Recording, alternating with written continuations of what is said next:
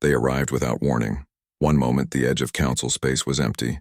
The next, massive structures materialized from nothing, bypassing every sensor net and early warning system the galaxy possessed. They simply appeared, as if they had always been there and reality had just noticed. Captain Ben Harper was on duty aboard the destroyer EDS Vigilant when the first reports came in. His ship was patrolling near the outer colonies, far from Earth but still within the boundaries of explored space. The communication console lit up with emergency transmissions from every direction. "Captain, we're receiving distress calls from the Vryn border stations," his communications officer reported. "Multiple contacts. They're saying something about unknown structures appearing in their space." "On screen," Ben ordered. The main display showed grainy footage from a Vryn observation post. Ben had seen many strange things in his 20 years of space service, but nothing like this. The structure in the image was enormous, dwarfing entire planets. Its surface seemed to shift and change, never quite solid, never quite liquid. Parts of it looked like metal.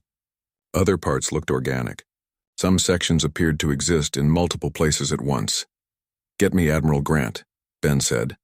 Before the connection could be established, more reports flooded in. The Chirix colonies were under siege. Lumen systems were going dark.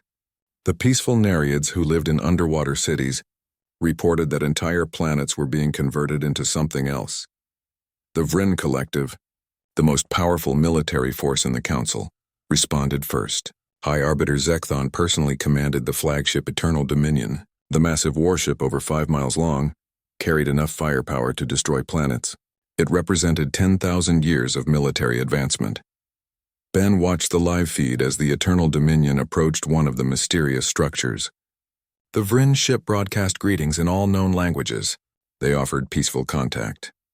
They requested identification. They asked for dialogue. The structure's response was immediate and horrifying.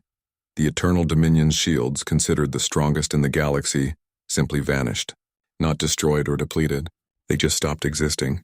The ship's weapons activated on their own, without any input from the crew. They fired at other nearby Vryn vessels. "What's happening?" Ben's tactical officer, Lisa Monroe, stared at her screen in confusion. "Why are they firing on their own ships?" "They're not," Ben realized. "Something else is controlling their weapons." The footage showed the Eternal Dominion changing. Its hull rippled and reformed. Parts of it broke away and reconfigured. Within minutes, the flagship of the Vryn fleet had become something different. It still looked like a ship, but it moved wrong. It responded to commands that no one was sending. High Arbiter Zekthon's final transmission was brief and terrified. "It's in our systems. It's in our minds. It's everywhere at once. By all the ancient stars, the humans were right." Then the transmission ended. Admiral Grant's face appeared on Ben's screen. The Admiral looked like he had aged 10 years in the past hour. "Captain Harper, Earth Command is issuing fleet-wide orders. All Earth ships are to fall back to defensive positions. Do not engage the entities under any circumstances. Do not approach the structures. Maintain maximum distance. Admiral, what about the colonies? What about the other species?" "Earth cannot fight this alone," Grant replied. "We tried to warn them. They didn't listen. Now we have to save who we can save." Ben hated the order, but he understood it. Earth's military was tiny compared to the great Council powers. If the Vryn's flagship could be taken in seconds, what chance did Earth's small destroyers have? The Chirix attempted their own response. They were a proud warrior species, known throughout the galaxy for their fearlessness in battle. They deployed their bioweapons, engineered viruses, and bacterial agents that could adapt to any target. The entities absorbed the bioweapons and sent them back improved. Within hours, entire Chirix hive worlds went silent. Their populations converted into something else. Something that still looked like Chirix but no longer behaved like them. The Lumens tried a different approach.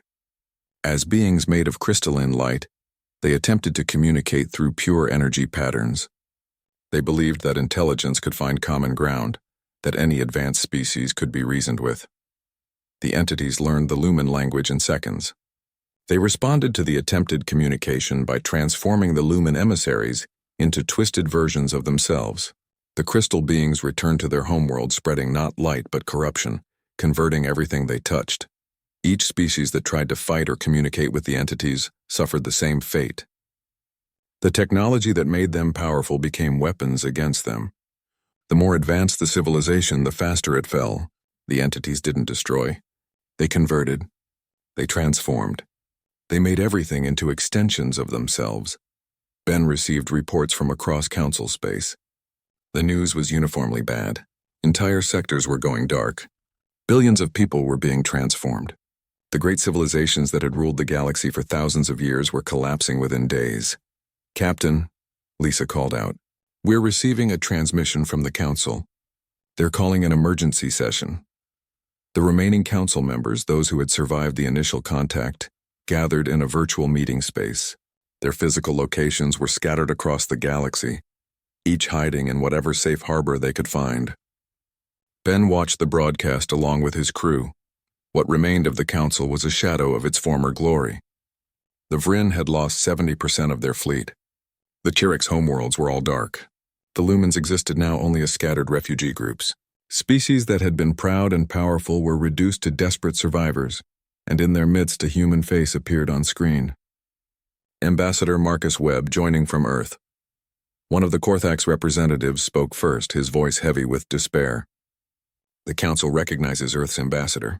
We acknowledge that we did not heed your warnings. We were fools." Marcus didn't gloat or celebrate being proven right. His expression showed only concern. "The past doesn't matter now. Only survival matters." "What are you planning to do?" a surviving Vryn commander responded. "We are organizing a defensive perimeter around the core worlds. All remaining military forces are being pulled back. We will make our stand there." "That won't work," Marcus said. "These entities don't respect defensive lines. They don't fight the way you fight. Every ship you send against them becomes another weapon in their arsenal. Every station you fortify becomes another fortress they control. Then what do you suggest, human?" The Vryn commander's voice was sharp with frustration. "Should we simply surrender?" "No," Marcus replied. "But we need to fight differently. Earth has been preparing. We've developed strategies based on what our ancient records tell us about these beings." "Your strategies?" A Lumen survivor pulsed with skeptical colors. "No disrespect, Ambassador, but Earth's technology is far behind ours. If our advanced weapons cannot harm these entities, what can your primitive ships do?" Before Marcus could respond, another emergency transmission interrupted the meeting. It came from a colony at the edge of what had been Vryn space. The footage showed human ships engaging one of the entity structures. Ben recognized the ship types. Earth destroyers outdated by council standards, ships that relied on solid projectile weapons rather than energy beams, chemical explosives rather than antimatter warheads, technology that was 50 years behind the galactic standard, and somehow, impossibly, they were doing damage. The Earth ships didn't fly in standard formations. They moved erratically, changing direction without apparent reason. They fired weapons at angles that made no tactical sense. When their shields failed, they used the ships themselves as battering rams. When their main weapons were depleted, they deployed mines, launched fighters, even vented atmosphere to create makeshift thrusters. It was chaos. It was reckless. It violated every rule of proper military engagement. And it was working. Not well, not efficiently, but the entity structure was responding, adapting, trying to predict what the human ships would do next. And every time it adapted, the humans switched to something completely different. "What are they doing?" Lisa whispered, watching the tactical display. Ben understood. He had read the reports from Earth Command about the new strategies being developed. They're being unpredictable. These entities work by analyzing patterns and adapting to them. But humans keep changing the pattern before the adaptation completes. The footage showed an Earth destroyer, heavily damaged and venting plasma, crashing directly into the entity structure. The collision didn't destroy the structure, but it disrupted something. For just a moment, the entity's surface stopped shifting. It paused as if confused. In that moment of confusion, another human ship fired a barrage of old-fashioned nuclear missiles. The explosions tore through the disrupted section. Not devastating damage, but real damage. The first confirmed damage any species had managed to inflict. The council members watched in stunned silence. "How?" the Vryn commander asked. "Because we're not as advanced as you," Marcus explained. "Our weapons are simpler. Our tactics are more basic. We don't rely on computer targeting or predictive algorithms. We make decisions that don't follow." Earth Command occupied an underground complex beneath the Rocky Mountains. Admiral Peter Grant stood in the war room, surrounded by holographic displays showing the galactic situation. Every display told the same story. They were losing. Captain Nicole Stevens entered the room still wearing her flight suit. She had just returned from a combat mission near the former Chirix territories. Her ship, the EDS Defiance, had survived but barely. Scorch marks covered its hull and 2 of its 3 engines were offline. "Captain Stevens reporting as ordered, sir," she said. Grant turned to face her. "I watched your combat footage. You lost 2 wingmen but managed to disrupt an entity structure long enough for refugees to evacuate. Good work." "It doesn't feel like good work when people die, sir." "No, it doesn't," Grant agreed. "But that's war. And this is the strangest war humanity has ever fought." He gestured to the displays.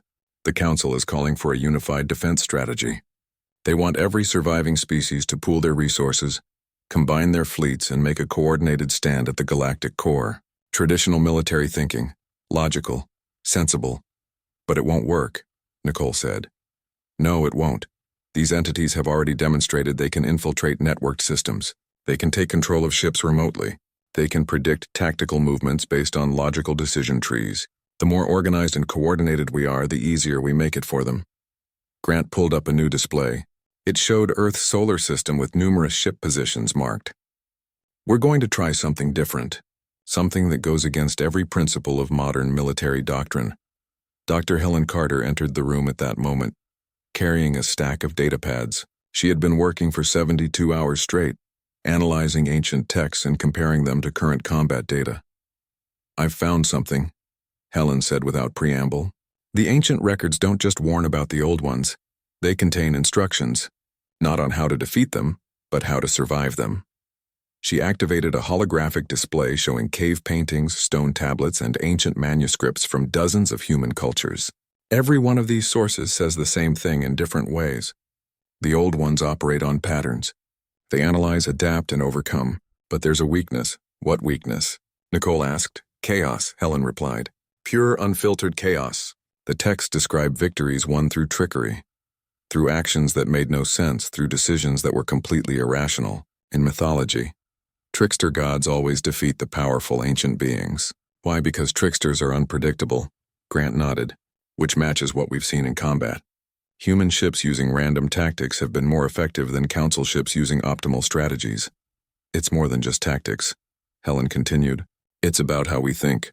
The human brain evolved in a chaotic environment. We're pattern-seeking creatures, yes, but we're also pattern-breaking creatures. We can be creative, illogical, emotional, and spontaneous. We can make decisions that don't follow any rational framework." She pulled up combat footage showing both human and Council ships fighting the entities. "Watch the Council ships. They move in precise formations. They fire weapons in calculated sequences. They respond to threats based on programmed priorities. It's beautiful, efficient, and completely predictable." The footage switched to human ships. "Now watch us. We're messy. We make mistakes. We try things that shouldn't work. We change our minds mid-battle. We're inefficient and disorganized, but the entities can't predict us as easily." "So your recommendation is that we fight like amateurs?" Nicole asked with a slight smile. "My recommendation is that we fight like humans," Helen corrected. "We embrace our chaos. We use weapons that don't make sense. We make tactical decisions based on gut instinct rather than computer analysis. We turn our limitations into advantages." Grant had already been planning this. "I'm authorizing Project Wildcard. Every Earth ship will be equipped with the most random assortment of weapons and systems we can design. Old chemical missiles alongside new plasma cannons. Mining lasers next to military-grade railguns. Some ships will have equipment that's literally experimental. Equipment that might not even work properly." "And tactics?" Nicole asked. "There are no tactics," Grant said. "Or rather, every captain gets to make up their own tactics. No coordination. No unified strategy. Each ship does whatever its captain thinks will work at that moment. If something stops working, they try something else immediately. It was insanity by traditional military standards. But traditional military standards had already failed."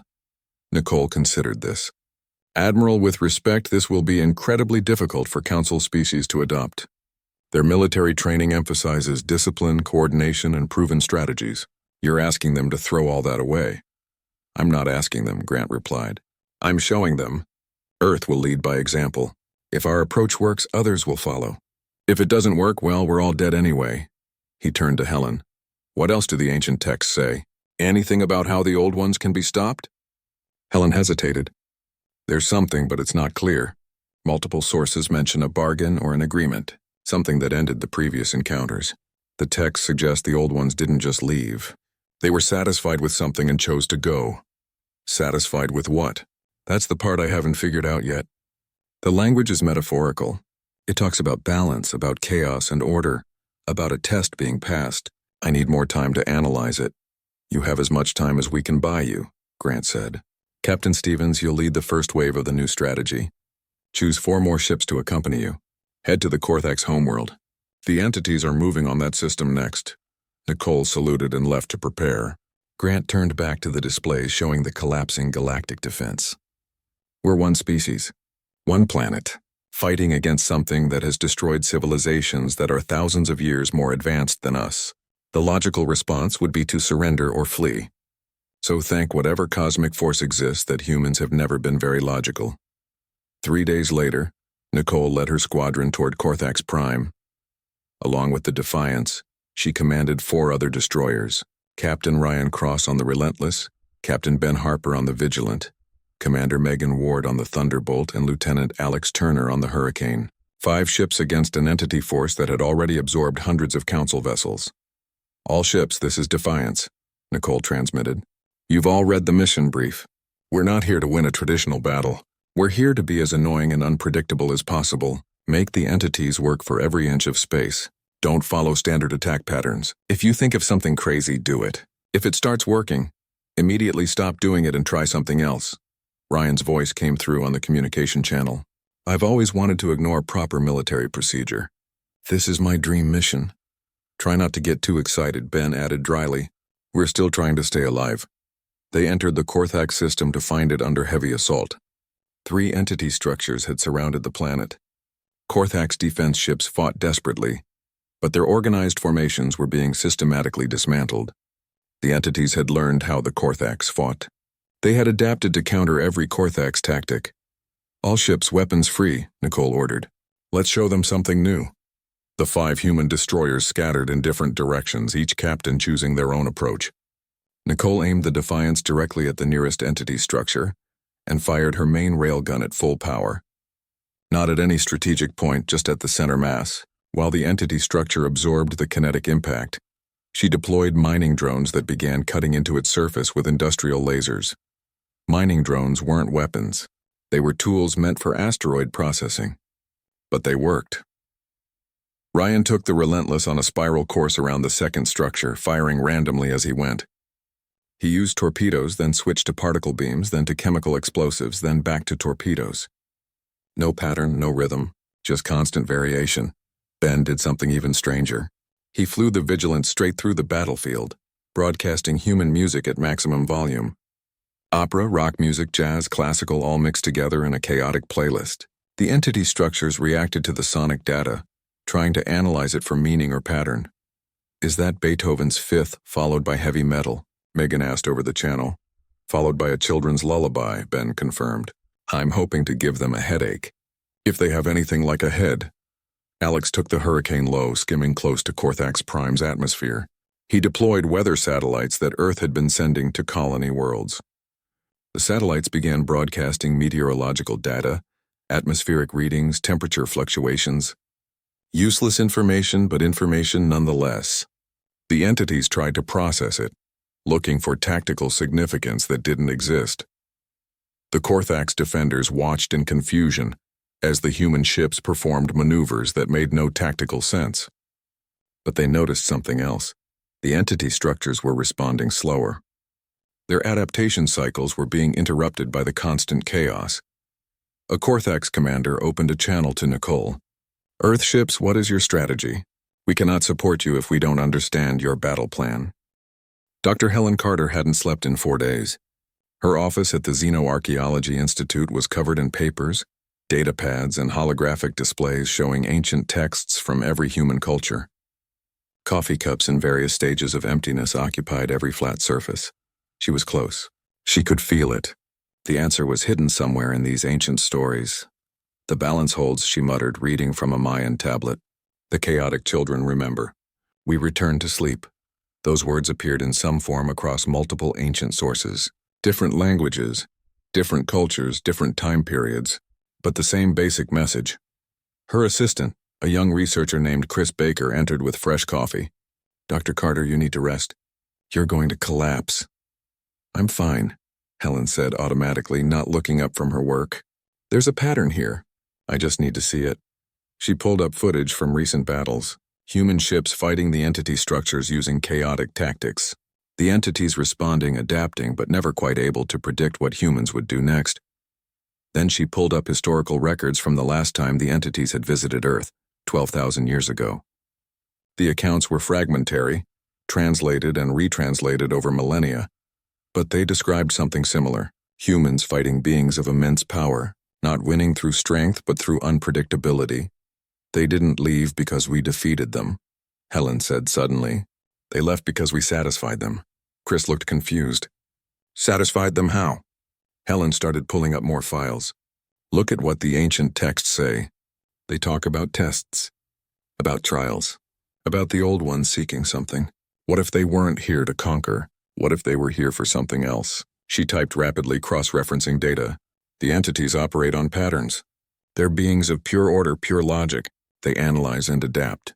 That's their nature. But that nature has a flaw. What flaw? They're too perfect, Helen explained.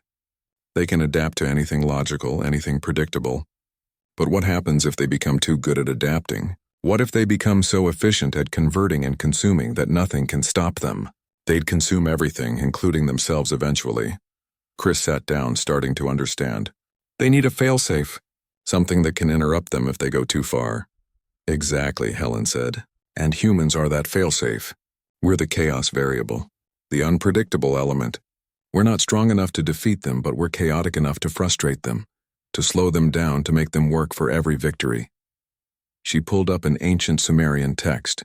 This passage talks about a bargain made between the first ones and early humans. The entities would leave Earth alone and go dormant. In exchange, humans would spread through the galaxy and serve as a check on the entities if they ever woke up again. That sounds insane, Chris said. It is insane, but it makes sense in a weird way.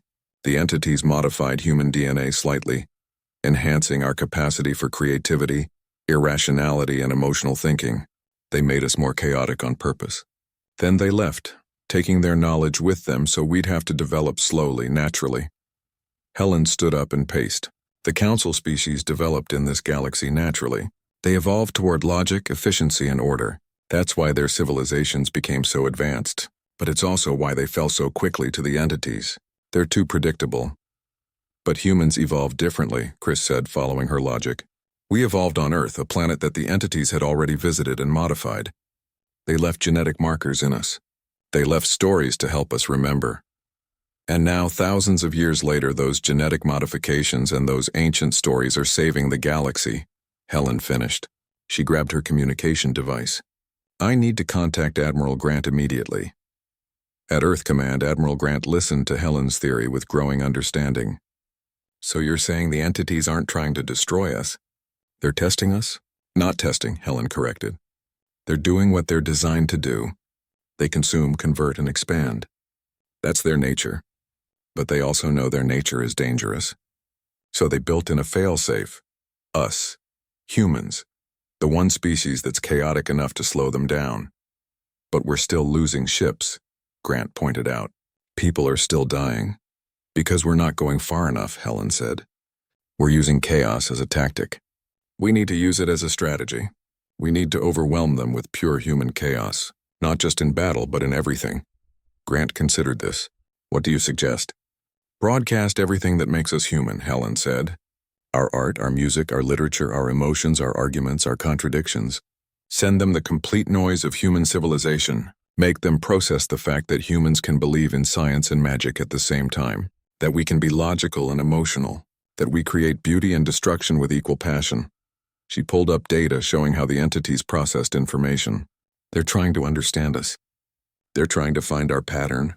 Give them so much data that there is no pattern. Show them that human chaos isn't a bug, it's a feature. Grant smiled slowly.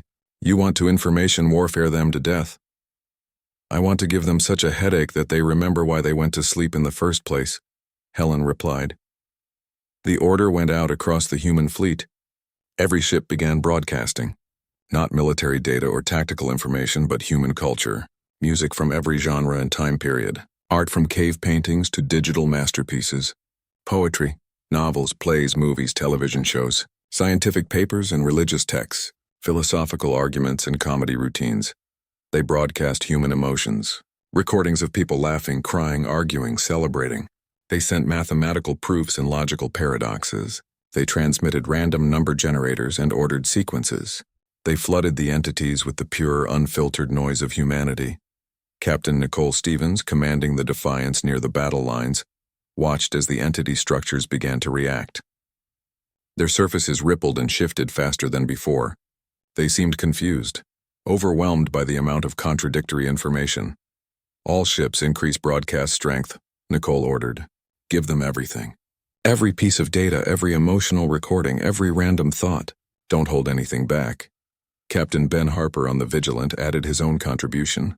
He broadcast his personal music collection, his daughter's school drawings and recordings of his crew arguing about the best way to make coffee.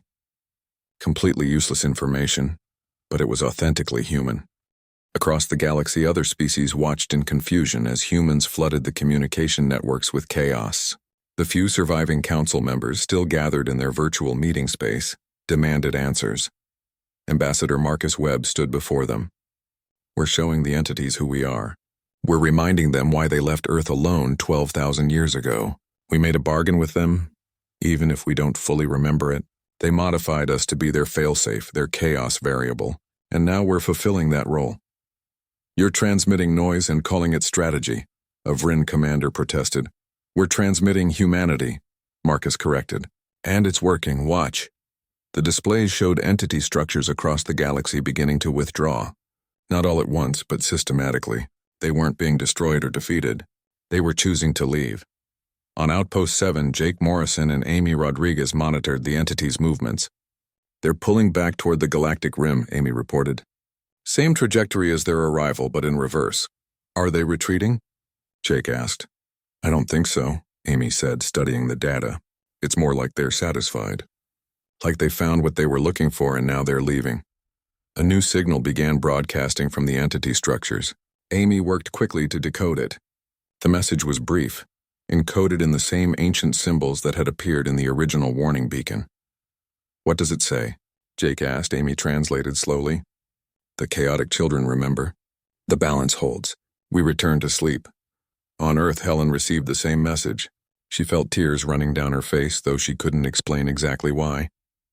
The ancient bargain, made by humans so long ago that it had become myth, was being fulfilled. Humanity hadn't defeated the old ones. Humanity had reminded them of their purpose and their limits. The entity structures began to fade from normal space. They didn't disappear instantly. They took their time, withdrawing slowly as if making sure everyone understood what was happening. Within a week, the last of them had vanished beyond the galactic rim. The war was over. The cost had been enormous. Thousands of ships destroyed. Millions of lives lost. Entire civilizations nearly wiped out. But the galaxy had survived. In the aftermath, Marcus stood before the Galactic Council once again. But this time the chamber was different. The seats that had been filled with proud, confident delegates were now occupied by humble, grateful survivors. High Arbiter Zekthon, still alive but deeply changed by the experience, spoke first. Ambassador Webb, the Council owes humanity an apology. We dismissed your warnings. We mocked your evidence. We nearly caused our own destruction through arrogance. The past is done, Marcus said simply. What matters is what we do now. The Council votes unanimously to grant Earth full membership, Zekthon continued. All defensive technology will be shared. All resources will be made available. Earth has earned its place among us not through age or advancement, but through wisdom and courage.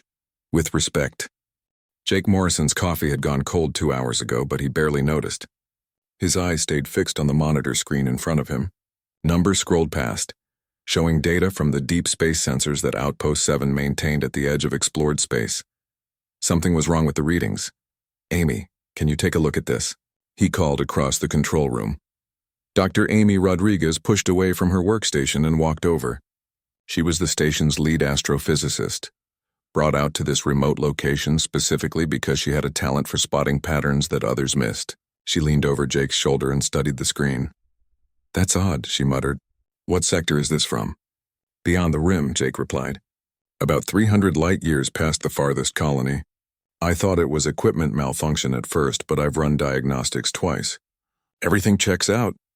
Amy pulled up a chair and started typing commands into the console. Additional screens activated, showing different views of the same data. "It's definitely not random noise. There's a pattern here, a repeating structure." "Artificial?" Jake asked. "Maybe. Let me run it through the analysis program." They worked in silence for the next hour. The control room of Outpost 7 was small, designed for a crew of only 12. Most of the station's space was dedicated to the massive sensor arrays and communication equipment. The station existed for one purpose: to watch the dark spaces between galaxies and listen for anything unusual. For 3 years, Jake had been stationed here. For 3 years, the sensors had picked up nothing but cosmic radiation, distant star formations, and the occasional comet. It was boring work, but someone had to do it. The Galactic Council wanted early warning if anything came from outside the galaxy. Now finally, the sensors had found something. Amy's analysis program finished running. She stared at the results, then ran the program again. "Same results." She turned to Jake with a worried expression. "This signal is moving," she said, "and it's moving fast. Faster than anything should be able to move." Jake pulled up the velocity calculations. His eyes widened. "That's impossible. Nothing travels that fast.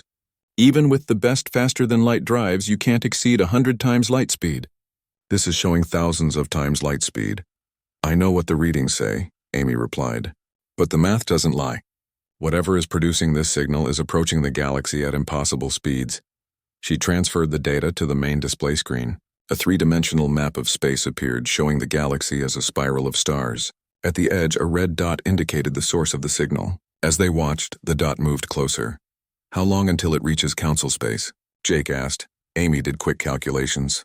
"At current speed, approximately 3 months. Maybe less if it accelerates." Jake immediately opened a communication channel to Earth Command. It took several minutes for the signal to reach Earth and for Admiral Peter Grant to respond. When his face appeared on the screen, he looked tired. The Admiral had aged considerably in the 3 months since the Council rejected Earth's petition. "Outpost 7, this is Grant. What's your situation?" "Admiral, we've detected an anomalous signal from beyond the galactic rim," Jake reported. "It shows characteristics of artificial origin and is approaching at speeds that exceed known technology." Grant leaned forward. "Send me everything you have." They transmitted all the data. Grant reviewed it with his technical staff. When he came back on screen, his expression was grim. "Does the Council know about this?" Grant asked. "Not yet, sir," Jake replied. "Standard protocol is to verify unusual readings before filing reports. We only confirmed the signal 30 minutes ago." "Good. Keep it that way for now. Let me contact Ambassador Webb first." Grant out, the screen went dark. Jake and Amy looked at each other. "Why would he want to delay telling the Council?" Amy asked. "Because they won't believe it," Jake said quietly. "They'll say the same thing they said about Earth's petition. They'll claim it's equipment malfunction or misinterpreted data. By the time they accept it's real, that thing will be on top of us." Amy turned back to her console and started running more detailed analysis on the signal. "Jake, come look at this. I've been trying to decode the signal structure. It's not just noise. There's information encoded in it." Jake moved to her station. The screen showed a complex pattern of peaks and valleys, like a strange kind of music written in mathematics. Amy isolated certain sections and enhanced them. "These sections repeat," she explained. "It's similar to how language works. Repeating sounds or symbols that carry meaning. I'm running it through the translation database to see if it matches any known language." The computer processed the data. After several minutes, it displayed results. Amy's face went pale as she read them. "What is it?" Jake asked. "It matches," Amy whispered. "Partially. The signal contains mathematical structures that correspond to ancient Earth languages. Sumerian, Egyptian, Mayan, several others." Jake felt a chill run down his spine. "That's what the ambassador showed the Council. The same symbols from ancient human texts." "It's more than that," Amy continued, her fingers flying across the controls. "The signal isn't just a message. It's a warning. The kind of automatic beacon you'd put around something dangerous, like the radiation warnings we put on nuclear waste storage. What's it warning about? Amy enhanced another section of the signal. New patterns emerged. It's warning people to stay away from itself. Whatever's sending the signal is dangerous, and it knows it's dangerous, and it's trying to tell everyone to keep their distance. Jake grabbed his communication headset. I need to contact Dr. Carter on Earth right now. He established a secure channel directly to Helen Carter's laboratory at Earth's Xenoarchaeology Institute. Helen appeared on screen, surrounded by ancient artifacts and holographic displays. Jake, what's wrong? Dr. Carter, we've picked up a signal from beyond the galactic rim. Amy's been analyzing it. It contains symbols that match the ancient texts you showed the Council. Helen's expression changed immediately. Send me the data. All of it. They transmitted everything. Helen pulled up the signal patterns on her screens and compared them to her own database of ancient symbols. She worked quickly, cross-referencing thousands of pieces of information. They're specific, Helen said after several minutes. These aren't just random matches. These symbols spell out names. The Watchers. The first ones. Different human cultures recorded them differently, but it's the same entities. What does it mean? Amy asked. It means they're coming back, Helen replied, just like the ancient text predicted. And they're announcing their return. Jake's console beeped with an incoming transmission. It was Marcus Webb. Admiral Grant filled me in, Marcus said without preamble. I'm trying to contact the Council, but they're not responding to my messages. They've flagged my account as spam after I kept trying to warn them following our rejected petition. Can you get through to any individual Council members? Helen asked. I've tried. The only ones who respond are the junior members from smaller species.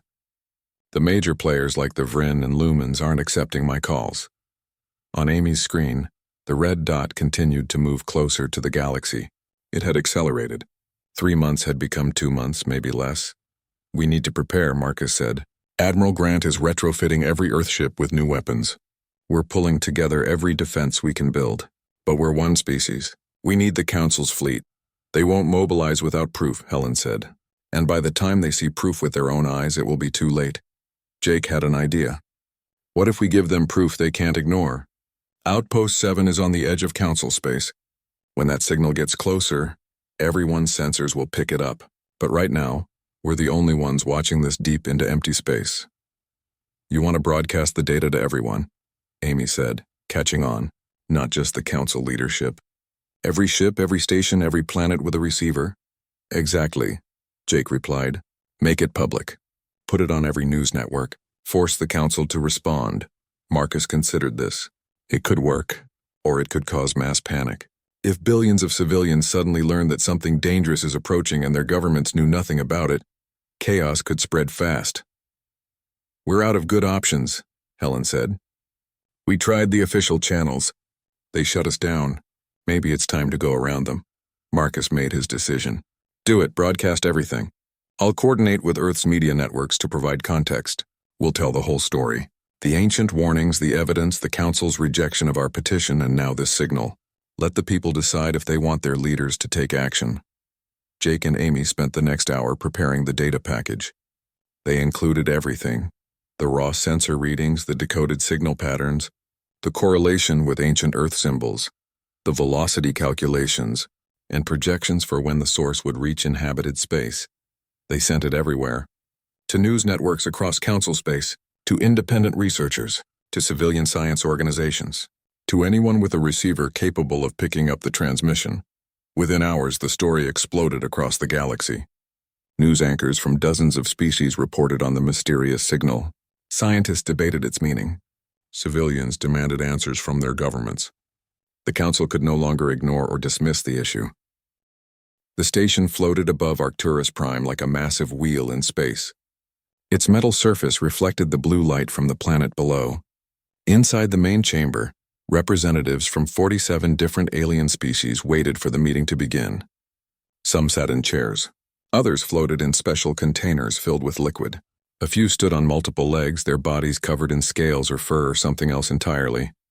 Ambassador Marcus Webb stood near the entrance with Dr. Helen Carter. Both wore their formal Earth uniforms, dark blue with silver trim. Marcus carried a data pad filled with information. Helen held a metal case that contained physical evidence they had brought from Earth. "They're not going to listen," Helen said quietly. She watched the alien delegates talking among themselves. Some made clicking sounds. Others communicated through flashes of colored light. "They have to," Marcus replied. "We're running out of time." The High Arbiter called the meeting to order. Zekthon was a Vryn, one of the oldest and most powerful species in the Council.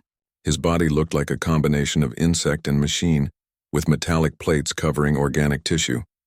When he spoke, his voice echoed through translation devices that everyone wore. "The Council recognizes Earth's delegation," Zekthon announced. "You may present your petition." Marcus stepped forward into the center of the chamber. Holographic displays activated around him, ready to show the evidence he had prepared. He took a breath and began. "Honored members of the Galactic Council, Earth comes before you today with an urgent request. We need access to advanced defensive technology, not for conquest or aggression, but for protection against a threat that our records indicate will return." A Chirix delegate, whose body resembled a large praying mantis made of crystal, made a clicking sound that the translator interpreted as laughter. Several other species joined in with their own versions of amusement. Marcus continued despite the reaction. "For thousands of years, every human civilization has recorded stories about beings that came before us. We call them different names. The old ones, the first ones, the Watchers, the Ancients. But all the stories describe the same thing." He activated the holographic display. Images appeared in the air around him. Cave paintings from France showed massive figures descending from the sky. Stone carvings from South America depicted beings with technology far beyond what ancient humans should have possessed. Tablets from Mesopotamia described visitors from beyond the stars. "These aren't random myths," Marcus explained. "They appear in cultures that had no contact with each other. The same symbols, the same descriptions, the same warnings. They all say that these beings will return." Helen stepped forward and opened her metal case. Inside were fragments of unusual materials found at archaeological sites around Earth. She held up a piece that seemed to shift colors in the light. "We've found physical evidence," Helen said. "Structures on Mars that predate human civilization. Artifacts on Europa buried under ice. Materials that our best scientists cannot identify or replicate. Something was in our solar system long before humans developed spaceflight." Zekthon's mechanical parts whirred as he leaned forward. "Dr. Carter, the Council has reviewed your findings. Our experts have examined your evidence. The structures on Mars are natural formations created by wind and erosion. The items you claim are artifacts are simply meteorites with unusual mineral compositions." "With respect, High Arbiter, your experts are wrong," Helen replied. Her voice remained calm but firm. "We've found mathematical patterns in the Mars structures. They're not random. Someone built them. A lumen representative, a being made entirely of crystalline light, pulsed with colors that indicated skepticism. The human delegation presents fairy tales as fact. In the 50,000 years of recorded galactic history, we have never encountered these so-called old ones. Not once. Not a single verified sighting or contact. That's because they're dormant," Marcus said. "Our records suggest they come in cycles. Long periods of sleep followed by brief periods of activity. It's been roughly 12,000 years since the last confirmed sighting on Earth. Before that, evidence suggests they appeared every 12 to 15,000 years." The chamber filled with sounds of alien laughter. The Chirix delegation clicked loudly. The lumens flashed with dismissive colors. Even the aquatic nereids bubbled in their tanks in what seemed like amusement. A council member from the Korthax Dominion spoke up. The Korthax looked like large bears covered in metallic fur. "Ambassador Webb, humanity has been part of the galactic community for only 50 years. You are the youngest species in this chamber. Do you truly expect us to believe that you know of threats we have never encountered?" "Yes," Marcus said simply. "Because you weren't looking in the right places. You've built your civilizations in this galaxy for thousands of years, spreading out from your home worlds. But Earth is different. We stayed in one place for most of our history. We had time to watch and remember." Zekthon raised one of his mechanical limbs. "Enough. The Council has heard Earth's petition. We have examined your evidence. We find no credible threat. Your myths are nothing more than stories created by primitive ancestors who didn't understand the universe. Every young species has such tales. The Vryn once believed in sky demons. The Chirix had legends of crystal gods. All of them proved false once we developed science and reason. This is different, Helen insisted. She pulled out another item from her case, a small tablet covered in symbols.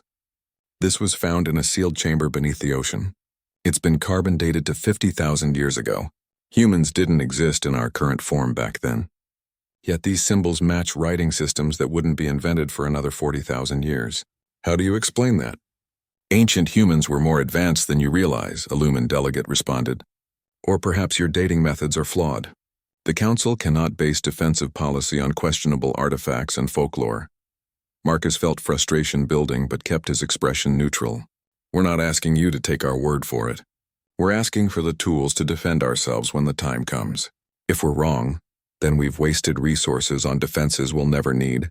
But if we're right and you deny us these tools, millions of lives will be lost. Zekthon consulted with other senior council members. Their discussion lasted several minutes. Finally, the High Arbiter turned back to the human delegation. The Galactic Council has made its decision. Earth's petition for advanced defensive technology is denied. We cannot allocate resources based on unverified myths. Furthermore, we are concerned that providing such technology to a young species might lead to misuse or accidents. You're making a mistake, Marcus said quietly. The decision is final, Zekthon replied. Earth may resubmit its petition in 5 years with additional evidence. Until then, you have access to the standard technology available to junior council members. This meeting is adjourned. The chamber began to empty. Delegates from various species moved toward the exits, many still making sounds of amusement. Marcus heard fragments of conversation as they passed. Humans and their imagination, one said. Give them another century. They'll outgrow the superstition, another replied. Every new species thinks they're special, a third added. Helen packed away the artifacts carefully. Her hands shook slightly with anger. They didn't even really look at the evidence. They made up their minds before we walked in. Marcus nodded. They've been in power too long. They think they know everything. They can't imagine that a new species might know something they don't.